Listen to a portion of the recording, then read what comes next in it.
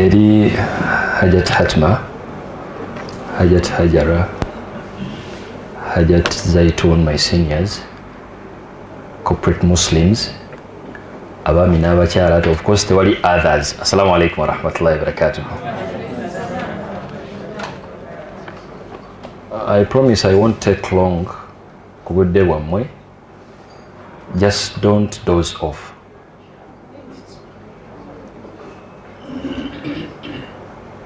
I'm going to use 2 verses and 1 tradition from the Prophet sallallahu alaihi wasallam. I would like to first of all thank my previous speakers, sallallahu alaihi wasallam, for that guidance. Allahumma ameen. Dating Islamically. I think I'm to use English. Kubanda Echiganda n'Ekizungu intermix. In the Quran, when we encourage Muslims to recite the Holy Quran and actually take time to internalize mumakuru gayo, it's because if you invest in that, you're going to enjoy your religion, relax, and as you practice it. Katonda yatonda ebintu bino ebyabakulu ebyammwe nno nga birungi nnyo to the level nti oyina omulimu ogw'okubanga you put a barrier to your kid obutabipapira olw'obulungi bwabyo. Ensonga lwaki watandika okwenda ng'okyali kubanga muzaddewo yali too unserious obutakutangira ku 15 awo n'otandikirawo kati nga kitegeeza nti obubumbwa bwaffe ng'abantu there is something we are missing, and in line with connecting with someone, you know what Allah was like? Surah An-Nisa, the 3rd verse. أعوذ بالله من الشيطان الرجيم وإن خفتم ألا تقسطوا في اليتامى فانكحوا ما طاب لكم. That's the gist of the matter. ما طاب لكم من النساء.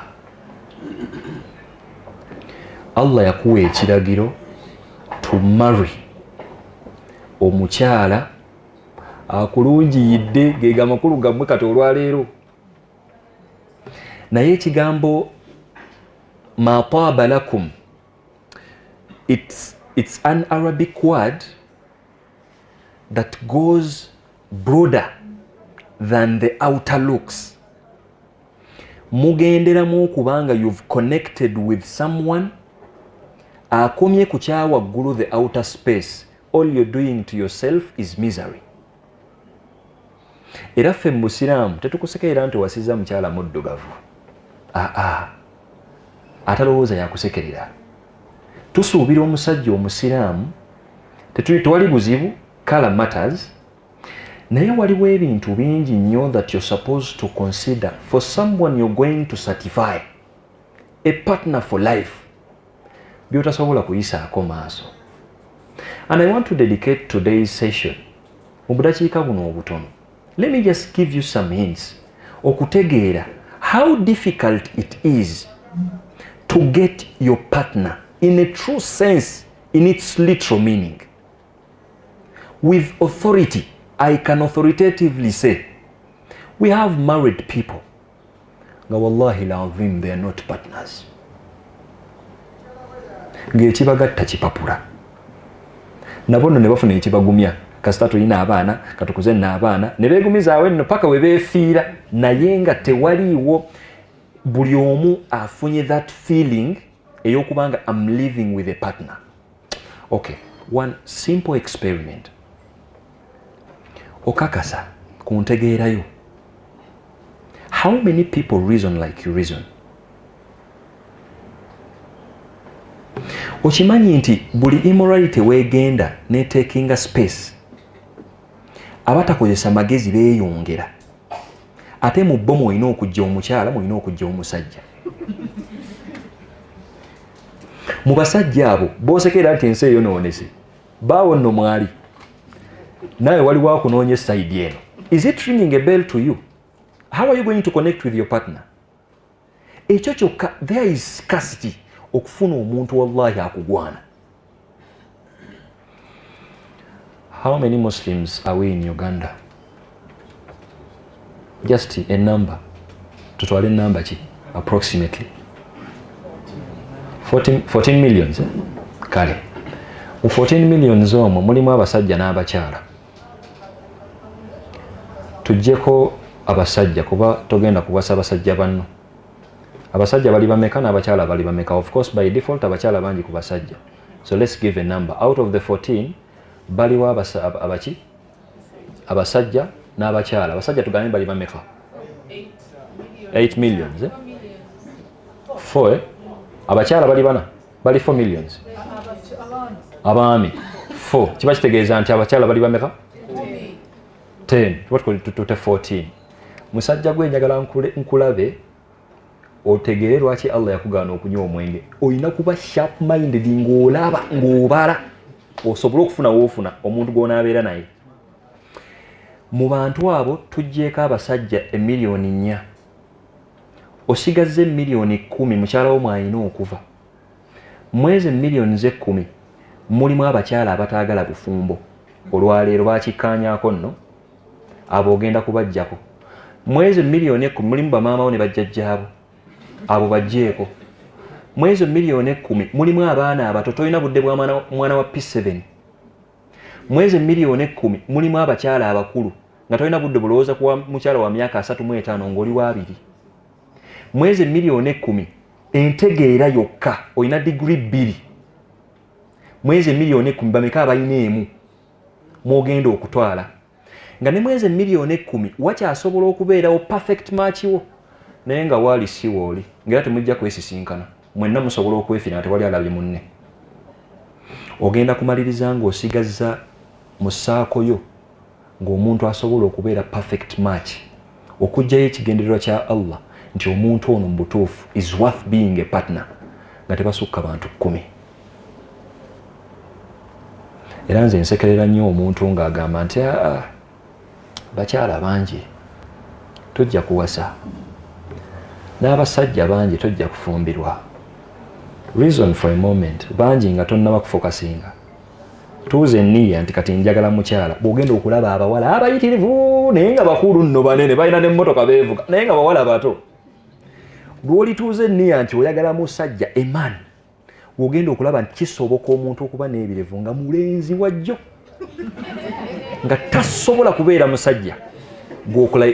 Am I making sense or not? And that's why I'm not targeting any gender, but I just want to create awareness to manye the problem we are in. The Islamic dating nga bakama bange bayogedde abasooka. It goes beyond just looks. Mugenderamu bingi nnyo okuloonya omuntu nga muconnectinga bingi, and that alone was one factor. Factor ey'okubiri.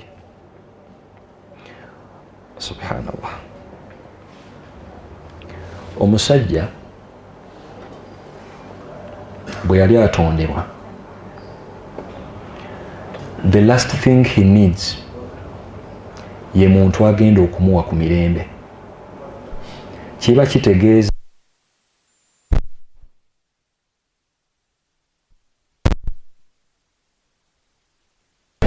temuli nno bafumbo naye nammwe mwatuuka ku level nga jasi bintu bya simu nti nga nkuyoya naawe n'otwala nno n'ogenda nno ne mugenda ne mwetereza biologically naawe tujja kukuddira olulala. Tusuubira nti omuntu ali wano at least ayinamu ku nsonyi entonotono eziyinza omumutegeeza nti obubumbwa bw'omuntu, you don't even need to be a Muslim to understand that. Okujjawo nga toli muzadde tewali yandiyagadde kubeera na mwana we muwala oleete just mpale weebake naye mbutunaabira bange eyo. Kati tuba tusuubira nti essaawa eno omuntu aleese nniya nti you need to connect with someone obanga waconnectinga naye. This is the guidance. The second point is your communication purposeful? Mwogera ki? Seeka akyogeddeko awo. Okimanyi nti gy'okoma okuba omugezi ng'otegeera, gy'okoma n'okufuna abantu abatono ennyo b'odiiringa nabo abakutegeera. Nawe n'obeera ng'oli out of place, kumbe Allah akutaasa akuwadde okutegeera okwo osobole okusengeja with it omanye abantu b'oyinza okukiipinga nabo around.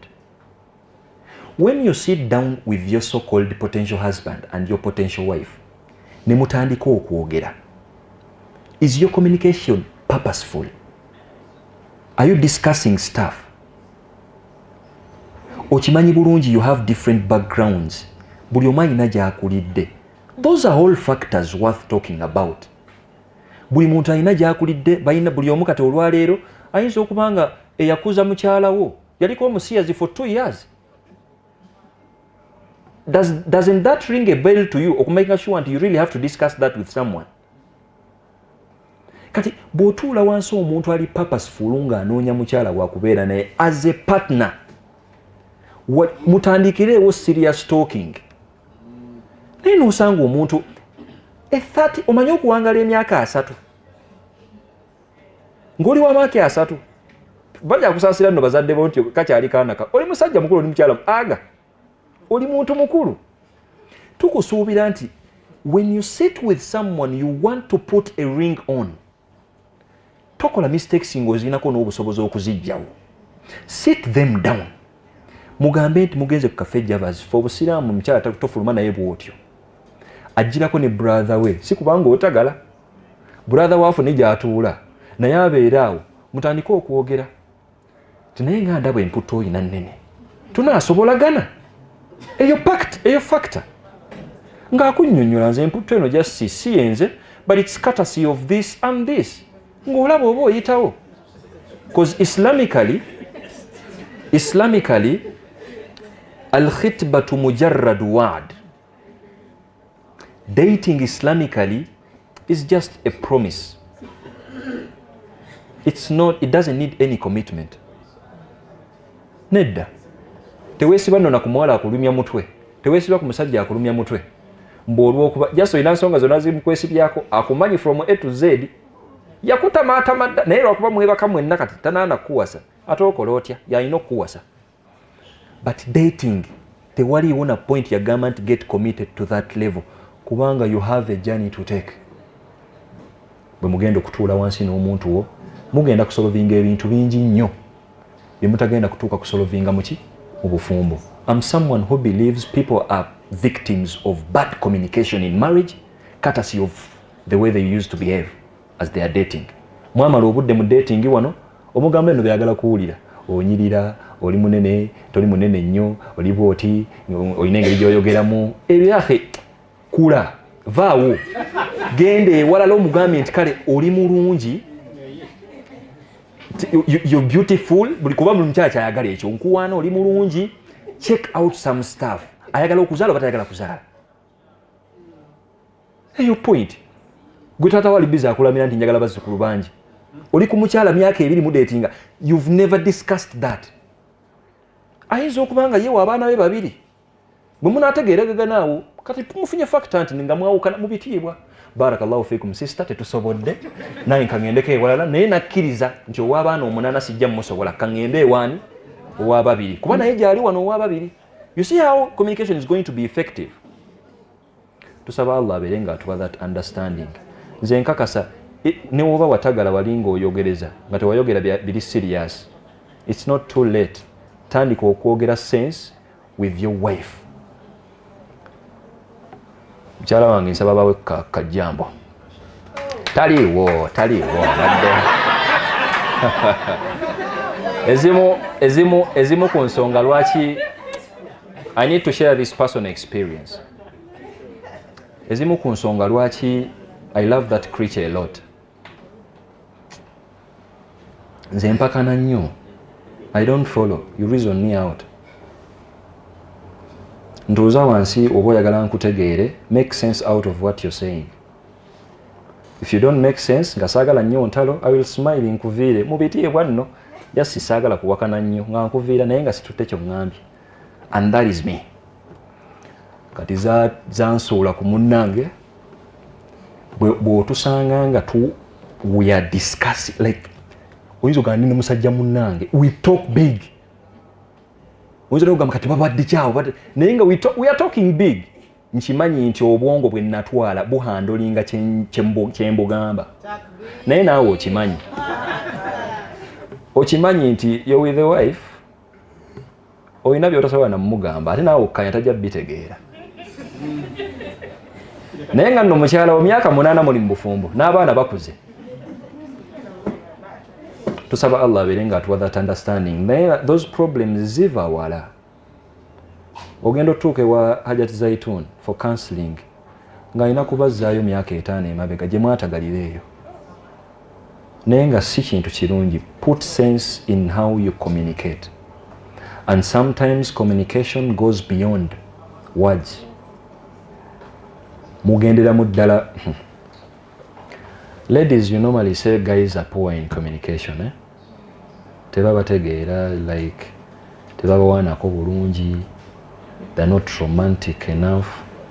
It's okay. You're a female, tebakutera ku status, takulaga nnyo bantu. It's okay, all you're being, you're a female. That's all. The same person go pinning and takutegeera. You expect him to understand into onyize without telling him nti nyize. Kati kubabiri alina okubanga ategeera nnyo communication skills okusinga munne. Gwe banguyiza nti nyize oba just asome busomi nti kati ono nno engeri gyali member of parliament wano zivuddeko. Sijja mutagaliramu kati. Kanfune ebimbuzaabuza eyo skill ya njawulo. So bw'ona alinda amale kugoba tojja kusobola. This is all communication. Olabye bwe kigenda okubeera ekizibu to connect with someone just in line with how to communicate. N'okutuula obutuuza abantu abalina abaana okukkaanya ku ssomero lye mutwalako omwana ne kirema. Nammwe muli bafumbo. What did you use to discuss? Kubanga mwamala emyaka 5 mwenna mumanyi famire zammwe ziri too rigid nno. Omusajja ono omusalafu muzibu. Igwe wammwe tabbunjire banawulira nti agenda kukuwasa. Nemala omwaka mulamba. You're not addressing that. Kumbe ekyandikoze amakulu ne muteesa. Nti famire yange nno ng'eyina engeri gy'ekweraliikiramu. Famire yaffe teyagala nnyo bawalimu babeekengeramu kuba nnyo abakyala. Nga nawe weewozaako muwalimu ggwe. Bw'ogamba nti si kuba bakyala ndiwe nti mbadde nsaba njogeremukko ne baganda bo. Communication ng'ekutwala eyo. Tusaba Allah abeere nga atuwa that understanding. But you really have to keep communication purposeful. And Islamic wise, communication ebeera guided. Temwewemulanga mweyogereza. Weesigazaamu akatiibwa just in case we bigaana toswala. Bwe mbeera wano nga nkwogereza. Nenneemalayo oli otya njagala nkubeerwe nti kuwabya akafaananyi ng'enkuba etonnya tolyawo muliri bla bla bla bla. Byeyo no bye nkugamba. Mungu nno n'agera n'ebita working out. Kati yenze wano ndi wano mbu njogera mba wano nga njogera ng'oyina wondabira n'oyo. Kati bw'oba mugezi ekyo kyokka okubanga teweetagana kuba kana akatengo kangi. Ekyo kyokka ekyokuba nti bisobola okulema bikuwa entambula. Bw'obeera mukyala n'omanya nti okay bwe nansaba ku bifaananyi nja mugamba nti weebale nnyo naye sisobodde. Ng'akitwala bw'obimuwa ne yeekyanga onaabuyobema bameka. Naawe nno kyekimu ekitiibwa oli nno musajja oyagala okusajjalaata naye weeyanika wenna omuwala omwogereza bwogereza ebyapa bw'obyogerako olunaku lwaleero n'oyogera ebyapa ebirala ku weekend eddako n'oyogera ebyapa ebirala yaake ki ky'osuubira. You have to know that communication has to be purposeful. What do you say at what time and how relevant is it? Saba Allah abeere nga atuwa that understanding.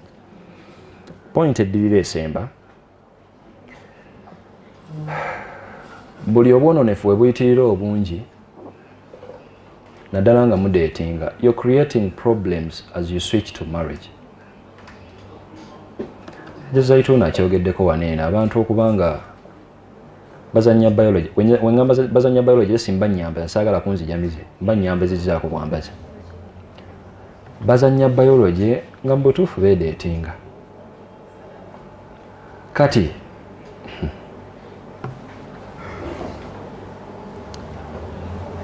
a body of a man Islamically was created to conquer. That of a female was created to be conquered.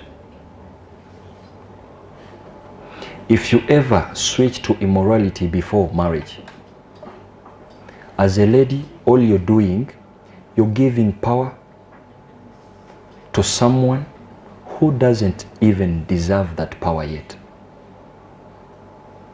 That's why all you're doing to yourself is creating problems even after your first husband switches to you. Guess what? He's going to be the victim. Kubanga bwana akuwasanga biology olina experiences z'abantu basatu. Ani nabbi kigoyagala kakukakase nti when you switch to marriage you have to expect two facts.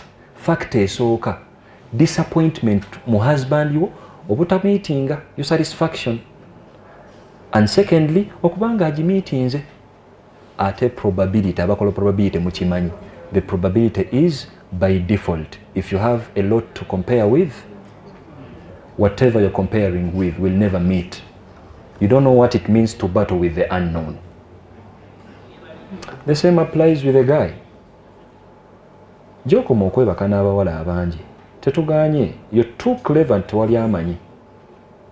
Naye bw'ona asimbuka mu bufumbo, you're going to be tortured gwe ng'omusajja because you have a lot you're expecting, naye ng'ogudde ku innocent waffe. Woba osoma Qur'ani okimanyi omanya nti Allah yatongoza nti azani la yankihu illa zaniya. Omuntu nga muntu wa biology mu bwenzi tawasa okujjako nga awasa mwenzi munne, teyeegatta okujjako ng'era afunye munne, kubanga entegeera eya waggulu tubona afuna omuntu ng'ali innocent. Omwana waffe omuwala tumuleze emyaka 23 yeggwe gwasookeddeko, naye ng'ate gwe oyina banne 8 be weebaka nabo. Ki ekikukalimba nti agenda ku meeting satisfaction zo?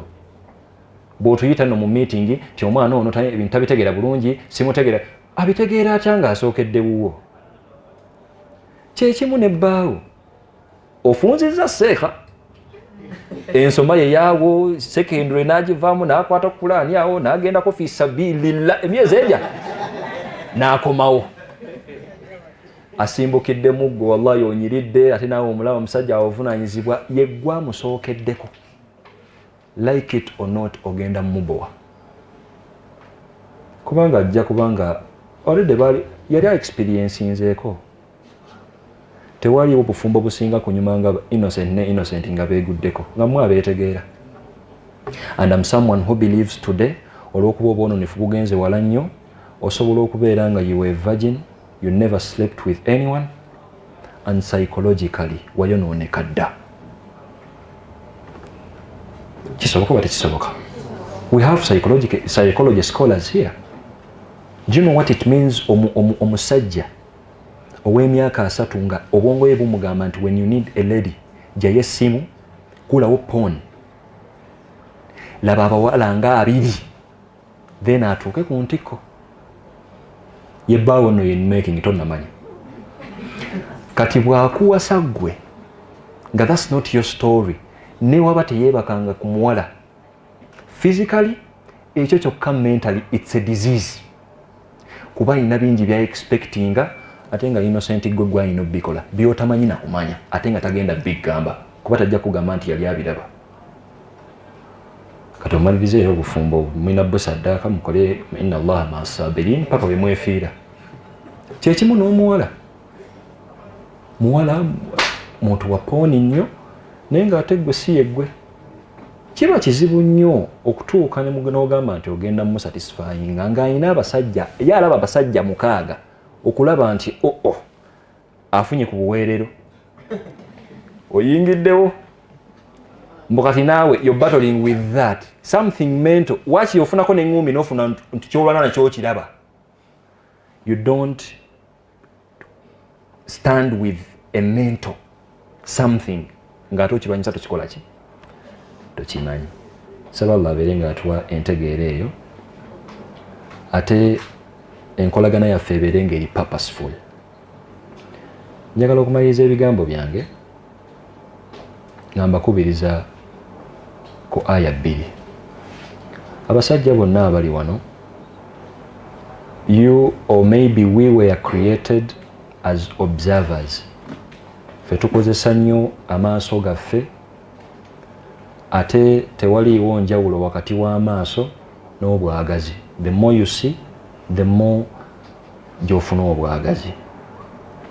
Abakyala emibiri gyabwe gyadizayiningibwa to be observed. Yensonga lwaki mukyala wo bw'abeera mu maka go alabika nga jangu olabe, naye bw'aba afuluma ne yeetuninga. Kibalimu nti ye ayagala nnyo attention. And when you check the Islamic guidance, it guides each gender respectively. Obusiraamu bwe bamanya nti omusajja ono engeri gy'ali nti alaba, ate okulaba kwe kulina akakwate k'amaanyi with the way he feels mu bwagazi bwe desires ze, Katonda n'ayingizaawo etteeka. A'udhu billahi minash shaitani rrajim. Qul lil mu'minina yaghuddu min absarihim. Allah ng'alagira nabbi nti wandibadde onnyamba ogambe kubakkiriza bakkakkanyeemukko ku maaso gaabwe. Mu ango nti bw'obanga olina omukyala gw'olabye, kale oba oyagadde okulaba ennyo, laba n'owookubiri omuwase, n'owookusatu n'owookuna, command naawo, kubanga bw'ogamba nti buli gw'onaalaba ogenda kwebaka naye, ky'otukolera kyokka ye musajja omukulu okweswaza. Ndoza kategeerekese. Omanyi obwavu obwonoonefu obuli mu musajja okulaba nga yebebaka n'abo abawala be balabye? Obwonoonefu of course bungi. Kati discipline y'abasajja engeri gyekiri nti we are observers, tulaba nnyo, ate byolabe ne bikusanyusa. Bano nakye bali wadde no buli omu anyiridde mu ango ye. Waliwo asibye akakaaja mu ango ye n'anyumirayo nno, buli omu wano mu ango ye. Bwe tukugamba nti tula wano obawe maxi ng'omusajja otagala. Kati ogenda okulaba nga the guidance is just weekomeko bwekomi, kendeezaako ku maaso, because that's where morality is. Bwe kyatuuka ku bakyala engeri gyekiri nti ate bo baagala nnyo attention, Katonda n'akibamalako kyate emibiri gyammwe mujambaze jilbab yudenina alayhinna min jalabibihinna, mwambalemu ebikke bulungi, kubanga bw'oneebikkirira obulungi it's only sense that is going to match to you. Togenda kubanga omuntu agenda kujja nga crush ye muleese, ajja magezi ge gamuleese, the way you reason, the way you think, the way you talk, the way you move, magezi ge gamuleeta. Naye bwe weeyambula kikubeera kizibu okumanya azze kukola ki, mukubye bukubi akwebaka nange kikyanjagaza ye. Ndoza kavuddeyo bulungi, because what you're missing, this emibiri gy'abakyala bino si gye gyaffe. Ajisamihinna, emibiri gyabwe jismun yusuf, it can be easily described. Omukyala munene bw'ati byangu nnyo, olina ebigambo bingi nnyo, n'obuyimba mubuwulira. Buli avaayo awaana kiki omukyala ono ali bw'ati, omukyala ono ali bw'ati, bingi nnyo ebyokubawaana. That's their body. Jismun yultafatu ilayhi, that's another aspect. Gwe mubiri ogusika attention. Seetaga kubeerayo, naye bw'obanga oli eyo otambula, omukyala n'abaako ku boda ya stage gy'ayitako, totunuulira mukyala, tunuulira boda abasajja abali ku boda ya stage awo. Ne waabeera mulalu, at least omu atunulayo n'agamba nti kale singa yali mulamu ono. That's a man. Kati bw'omanya nti egyo emibiri gy'abakyala, that's how Allah designed a lady, si mu bubi, that's their value and that's their treasure. The last thing a lady needs, engeri gyekiri nti olina ettabu y'okubeera omugezi ennyo okusiivinga ani agenda okubanga akuwangula, olina kwambala n'oweekuumira ekitiibwa kyo, omakinga sure nti ekimuleese si kisambi kyo, kubanga tajja kigamba nti ekindeese kisambi kyo. Ajja kujja kugamba bugambi nti n'engeri gye nkulabamu, n'engeri gy'oyogeramuko, there is the way you relate. Luzungu lutandise, there is the way you relate with some people. I just like your art of communication. Akutwala nno your art of communication tonnamanya mpaka waakuggusa, ate agenda anoonyeyo omuki omulala. Saba Allah abeere nga abajja mu bantu be baggusa. Allahumma amin. Now, who is right when it comes to marriage? I want to end with that. Abakyala asobola okubuuza nti ani omutuufu olw'okuba bba wange? Nawe nga oyinza okubuuza n'omutuufu ayinza okubeera mukyala wange? And I think we deserve that question today. Simanyi oba obudde nsigaza ddakiika mmeka, naye ndowooza 5. Good. Allah mu Qur'an eyo sura nno y'abakyala yatunnyonnyola omusajja yani n'omukyala yani. A'udhu billahi minash shaitani rrajim. Allah was like ar-rijalu qawwamuna 'ala an-nisa. Gwe bayita omusajja mu Busiraamu, Allah yakozesa ekigambo qawwamuna. Mu Luwarabu ng'onaategeera Qur'ani osooka n'oddayokko mu lulimi Oluwarabu al-qawama kyeki. Al-qawama kirimu interpretations nyingi, literal ones. Kati mu kuvvuunula aya eno zonna tuzitwala. Amakulu agasooka al-azam, nga Allah alinga atendeka buli musajja nti gwe bayita omusajja ye musajja agenda okubeera committed ku kitonde ekikyala. Nkimanyi nti we are talking of a husband and wife story, but generally omusajja ali in place to make sure buli mukyala amuyinako akakwate ali fine, and you're committed to seeing them being fine. Kati awo nno katuveewo kubanga biyinza okugaziwa. Bwe tudda ku mukyala wo in making, maani gwe, the last thing we need you to get to be knowledgeable in bwe bigambo ebiwaana omukyala. Ne weerabira primary roles zo nti ekikufuula omusajja is that commitment that is continuous. Sighatul mubalagha qawwamun, the continuity of it, nti ogenda kusigala ng'oli committed good in good and bad times. That's a man in you. Allah yatutandiseeko wano. Ekyokubiri okubanga athabat, omusajja ye musajja ali stable ng'ate ali reliable, nga yenna omukyala ali mu bulamu bwe asobola okukulerayingako in matters of protection, olina ky'omuyambako. You're being a man in that angle. Kati nze ekinnumya ennyo omutwe kwe kusanga a young innocent girl yakatandika nno omukwano gudazoyo nga ye kyanoonya mu musajja kwe kumukubira essimu leero mu ttuntu n'olweggulo. Any boy can do that. Naye omusajja, it only takes a phone call n'amanya nti omukyalo ono museke walinze mutadde mu kikomera, kamera nno weeri ebweru, si munda nno batakuketta, ng'ate naawe nga mukyala we akutaddemu sense of reliability ti in case you're fixed, you need a shoulder to cry on, the first thing you think of is your husband. Bafumba mmwe muli waneeno okaabira friend weeyo n'oleka mukyala we, n'oleka husband we waka, muli bafumbo nno ne certificate eri waka nga tugamba nti nedda. A man in Islam, that's how far you need to go. Kati olwayo n'osanga religious manipulation egenda mu maaso. Nkyasobola okusoma aya eyo nga ng'omuwalimu ate ndaba emputu yensuseeko n'empisaawo ebyange mu bufunno kubasa ebiba bituufu. Nenkugamba nti Allah yatuwa that advantage kummwe abakyala, olina okubanga oŋŋondera, osiimye oba tosiimye, ate bw'otagala nkyasobola n'okukola ki? N'okuyisaako, n'okugattako ndowooza. Naye nga si bwe kiri. There is nothing like that advantage of being too arrogantly authoritative when it gets to musajja woyo gwe twagala otufunire akutwale. Ye musajja gwe twagala tuwulire nti oli lubuto, togenda fumba for 7 months kubanga ebisiike bikuwunyirira, ate oli munafu nnyo togenda nakwoza, oyongereko n'okukisussaamu ti naye kennyini tomwagalawo. When you get married to a boy, lwe lubuto lwo olusemba mu bufumbo, olumala bw'oti oti ewammwe. When you get married to a rajul, omusajja, ebyo tebimududumya, kyekimufuula a man.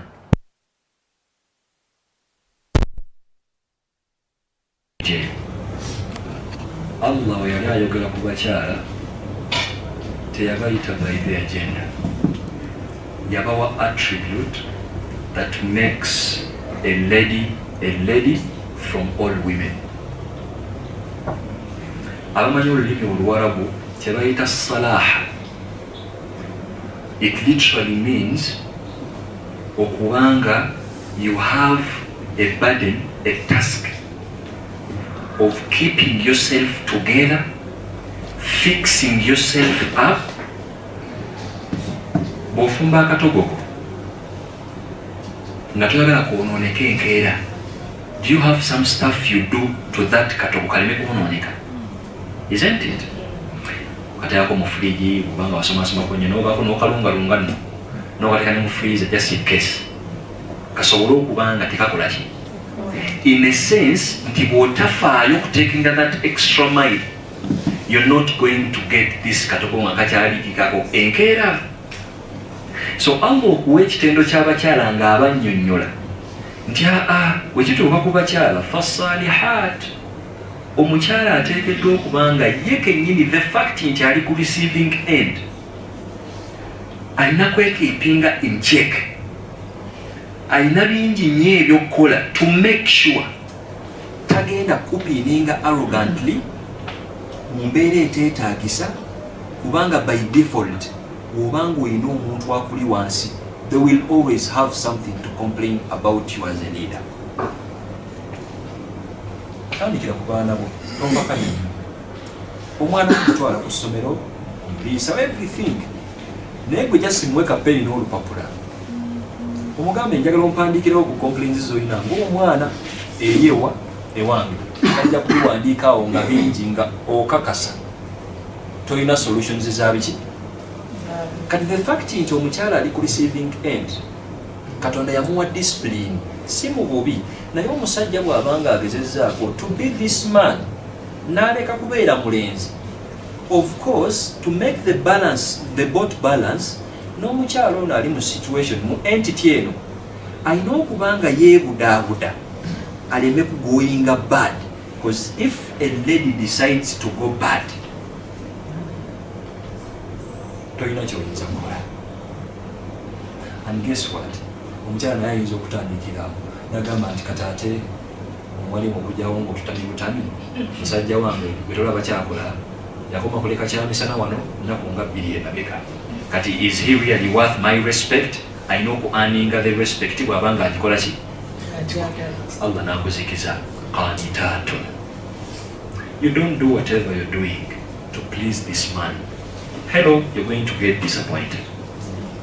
Just like we tell this guy, tokola kyonna kyokola as a man Islamically to seek them to appreciate you as you deserve, you're going to get disappointed too. So the next step you're supposed to take, kyonna kikola in your limits, ng'okimanyi nti you have the high power supremacy gy'oserving nga Katonda eyakutonda, ng'osuubiramu empeera if at all you're doing what you're supposed to do. Qanitatun. Not every female gets to that level.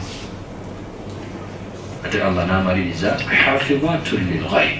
That's the end of it. Komao. Omukyala gw'olina okunoonya, Allah yamutenda n'ekitendo nti ateekeddwa okuba nga alina capacity ekuuma ebyama byo. Kubanga obeera musajja mufumbo munnaye ng'oli waneeno, okimanyi bulungi lwakwekanikirira mu maaso. Naye nga Allah yakutugeredde mukyalawo n'ajjako wano ne tumuwa embuzi yakakadde, kale mu economy eno tumuwayo bukadde nga 5. Tumugamba nti twagala otwabize ku musajja ono, tumulaba wakitiibwa nnyo sayidi eno, mutwabizeemu awo. Yeetaaga just ddakiika ntono nnyo nga gw'oli ku ttaka. The last thing you need is to give that power ku muntu atalowooza bulungi. Sleeping with someone atannatuuka ku level. Temubira no ku social media. Musajja oyo yagira bw'ati, musajja ono bantu nno bakulu abo. Musajja ono yagira bw'ati, musajja ono yagira bw'ati, yangirako bw'ati, ne bayuzayuza nnoyo. Kati ffe just tukola wano nga weekaza okwata musajja ano bannaye atulimba era agira bw'ati. Batugamba nti it was your responsibility in first place to make sure you don't undress. Okujjako ng'okyekinze the intellect y'omukyalo ono. Nange kamwa kogera ndi wano. Mbyogedde wano n'emisumaali nga njenkuba otalowooza nti nze ndi nabbi. Naye mukyala wange naye najja wano ava amakulu mwegali alina ku makulu alhamdulillah. Naye singa tegaayimu yeetaaga mujasi mina kyeja n'avaamu akagambo bwe mutabira mutaba mugaviiya ali A, B, C, D. and that's the sweetness in it. Kubanga bwentola nsi nemanya tamu kyalo ndo ngammanyi aliwa katugende mu maaso tufaaba bikozinga ebintu bikoze eki. That power Allah yagiwa bakyala ba nti ajja kutegeera ebyama byajja bitegeera ekitiibwa kyo kiyina ebweru naye alina points za kumanyika ensi zeetakola ki osaaga otya ewaka osirwala otya muyinza okuba munda wano nga ndi w'amakulu nnyo naye nga nawe se ontokakao nensirwalamu ewaka nenkubamu ku mazina gangaawo n'abawe wangaawo nensirwalira nno ddala nga ne wooba ofa otya sisobola bikolera wano kati the last thing I need is my wife okundicordinga nakola bwati nakatwalira mikwano gye abanzise busi. That power hafidhatu lilghaib. As a man, you don't give that power to any female, you give it to a lady that is worth it. N'omukyala kimanye nti kyekikwawula ku any other lady. Eyo power yokka oba tonagifuna nga oli mufumbo, something is missing. You have to know your guy. Naye akimanye nti omukyala gwe nnina ewako amaanyi agalina agakola ki. But even with the fact you can put him down, God is like hafidhatu lilghaib. Take it easy. Sit on it. Respect that fact. May Allah subhanahu wa ta'ala grant us that understanding. Tusaba Allah berenga fenna bata abawulu abali wano abawaya abantu abalungi abafumba abali wano Allah berenga ateeka baraka mu bufumbo abalina ezzadde Allah berenga atulongoseza ezzadde lyaffe. Allahumma amin. Munasonyi okuwanvu ennyo naye ndowooza at least ne woba wampotya olinako okoze otutte. Barakallahu fikum. Wassalamu alaikum warahmatullahi wabarakatuh.